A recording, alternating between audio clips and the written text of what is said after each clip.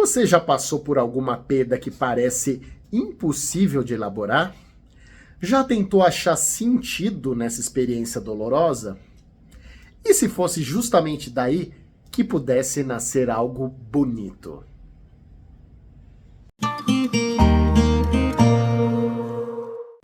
E aí, pessoal, espero que estejam bem. Hamnet, de Chloe Zhao, é um filme que começa nesse lugar do luto. Um filme lindíssimo, sensível, profundamente humano. Um filme que olha para dores muito profundas, mas não para se afundar nelas. Ele olha para a dor para perguntar: e agora? O que a gente faz com isso? E esse não é um filme sobre Shakespeare, o gênio que todos conhecemos. É um filme sobre a vida familiar do Shakespeare, aqui pai e marido, no qual ele é o personagem coadjuvante e a protagonista é sua esposa, Agnes, dito Agnes pela pronúncia deles. E talvez por essa mudança de foco, ele seja tão forte. E vai ser muito difícil falar sobre os temas daqui sem dar pelo menos um pequeno spoiler, que inclusive já faz parte da sinopse que vocês forem ler. Mas se você não tolera nenhum spoiler, recomendo que veja esse pitaco somente após assistir ao filme. Mas então bora lá. O ponto central é que Hamnet, filho do William Shakespeare, morre ainda criança. O único filho homem, um menino com quem ele tinha uma troca muito viva, muito afetiva, muito bonita de ver. Qualquer morte de filho já é devastadora. Eu que sou pai de uma quase criança, a Júlia, que está com 11 anos, e já até participou aqui de alguns pitacos, me dói só de imaginar o que seria isso. E o filme carrega algo ainda mais doloroso: a ausência. O Shakespeare passava muito tempo longe, cuidando da carreira, indo atrás do teatro, do dinheiro, da sobrevivência. Ele amava profundamente aquele menino, mas não estava sempre ali. Quantas pessoas não carregam essa culpa silenciosa? Quantos pais, quantas mães não se reconhecem nisso? E o filme não transforma isso em melodrama barato. Ele deixa a dor existir. Ele deixa o silêncio pesar.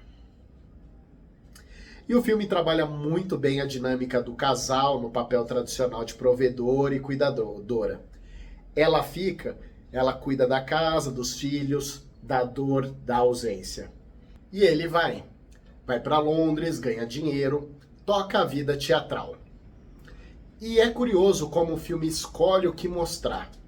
A gente quase não vê o Shakespeare criando. O que ele escreve, o que ele produz, fica sempre de fora do quadro. Por quê? Porque esse filme não quer que você veja o autor. Ele quer que você veja a família. Ao longo do filme surgem pequenas pinceladas, frases, ideias, ecos criativos. O processo criativo raivoso, muitas vezes, do Shakespeare. Só no final, tudo isso se conecta de forma profunda com a tragédia de Hamlet. E quando isso acontece, o impacto é inevitável. A tragédia familiar vira tragédia artística e você entende de onde aquilo nasceu. Shakespeare é mostrado como um artista sensível, muitas vezes desprezado pelo próprio pai, que era um homem ligado ao trabalho manual, que via a arte quase como inutilidade.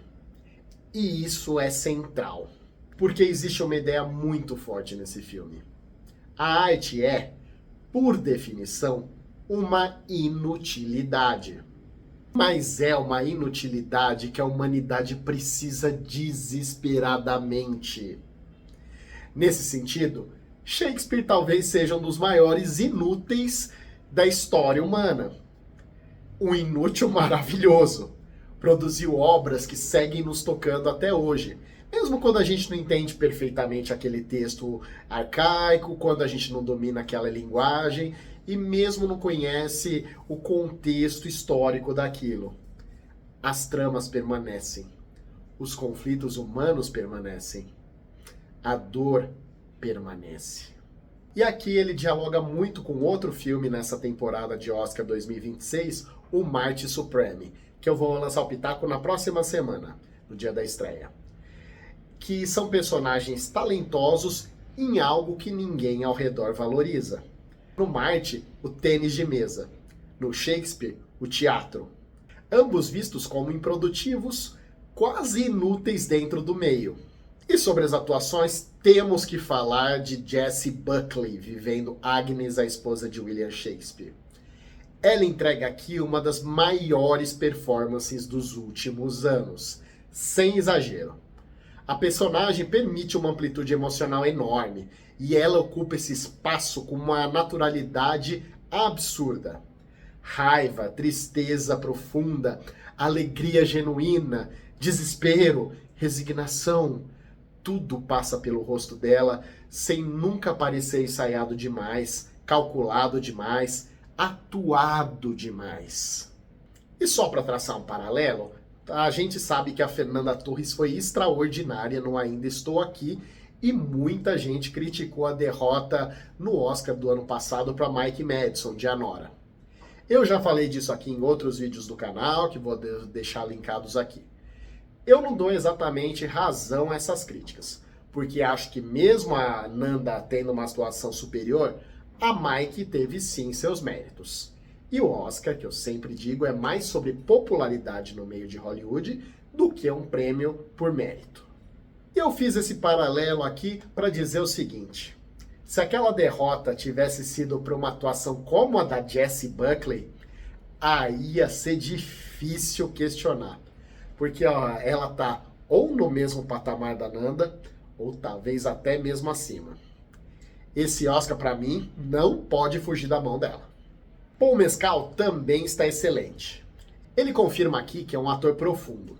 Já tinha mostrado isso em After Sun, mostrou até num filme que se espera mais da atuação física, como Gladiador 2, num registro completamente diferente, e aqui ele aprofunda ainda mais. Tecnicamente, o filme é belíssimo. Ele foge completamente dessa tendência atual de iluminação chapada, pensada para casar com CGI depois. Aqui a gente tem sombra, tem low-key, que são aquelas cenas mais escuras, com pouca iluminação, cenas escuras, florestas, natureza viva. A personagem da Agnes tem uma ligação profunda com a natureza, com poções, com saberes herdados da mãe. Ela é vista então quase como uma bruxa, e isso carrega um peso enorme simbólico, até mesmo visualmente. Porque aqui ela está quase sempre vestida de vermelho, contrastando com o verde da floresta. A câmera alterna entre planos muito abertos, onde ela parece pequena no mundo, e closes intensos do rosto dela, explorando cada microexpressão. A edição é muito precisa, o figurino, o design, a produção, a trilha sonora, tudo acompanha o estado emocional do filme com muita elegância.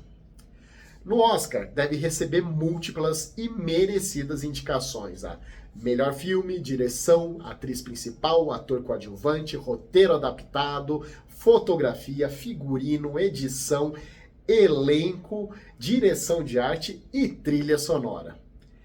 Tem que ganhar como atriz principal, briga forte por roteiro adaptado e pode surpreender em alguma outra categoria. E antes de encerrar, eu peço a você aquela curtida e para que seguir o canal. Hamnet é um filme que emociona sem manipular. É bonito, doloroso, sensível e humano. É outro nível. Mas esse aqui fica. Fica na memória, fica no afeto, fica nessa dor que de alguma forma vira uma coisa bela. Um trabalho que mostra como essa inutilidade que é a arte nos é essencial para encarar a vida. Nota 10. É raro, hein? E aí, pessoal? Gostaram de Hamnet? Acham que eu tô exagerando muito na minha análise? Deixa nos comentários que eu respondo tudo e qualquer outro assunto que quiserem. Convido vocês também a verem outro pitaco aqui de O Mais Forte Concorrente de Hamnet, Uma Batalha Após a Outra. Outro filme nota 10 analisado aqui no canal. E fica o meu abraço!